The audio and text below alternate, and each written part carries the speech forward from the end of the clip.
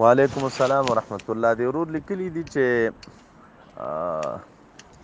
د اهل سنت عقاید کم دي چې راټینګي کړو. نو ګرانه الفرق بین الفرق دا یو کتاب دی او د هغې ترڅنګ یو بل بهترین کتاب دی الملل والنحل په نوم باندې. دا دواړه کتابونه تاسو پیدا کړئ، په دې کې چې دی د دې دوه اویا ډلو ګمراهو تفصیل هم کړی دی او بیا د هغې ترڅنګ چې دی د اهل سنتو د عقایدو ذکر هم کړی دی. الفرق بین الفرق کتاب کې وروستو چې دی نو دی چې دی د اهل سنتو د عقایدو ارکان ښودلي دي او اصول یې ښودلي دي. نو کتاب مطالعه کوئ، انشاءالله تشفي به مو ورباندې وشي. باقي پاتې شو دا خبره چې دا نن سبا ځان ته اهل حدیث وایي، نو دا سلفیان دا اهل سنت دي او که نه دي؟ نو یو ګرانه هغه اهل الحدیث دي چې کوم علما او محدثین ذکر کوي او یا لکه امام ترمذي غوندې خلک، امام بخاري غوندې اشخاص، نو دا خو دي اهل حدیث، دا خو نیکان دي، دا په اهل سنت کې داخل خلک دي.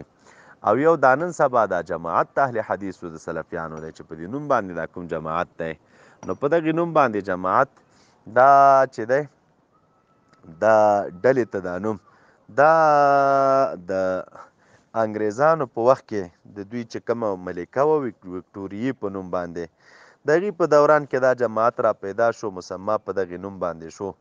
نو د دوی خو چونکې ډېر فاسد عقاید دي د اهل سنت خلاف او لږ نه چې ډېر زیات خطرناک، نو دې ته علما اهل زیغ وایي، دې ته به اهل سنت نه وایي. ښه، دا باطل خلک دي، اهل زیغ دي، عقاید خراب دي، د اهل سنتو اطلاق په دوی نه کیږي. اهل سنت خو هغه څوک دي چې رسول الله صلی الله علیه وسلم فرمای ما انا علیه و اصحابي.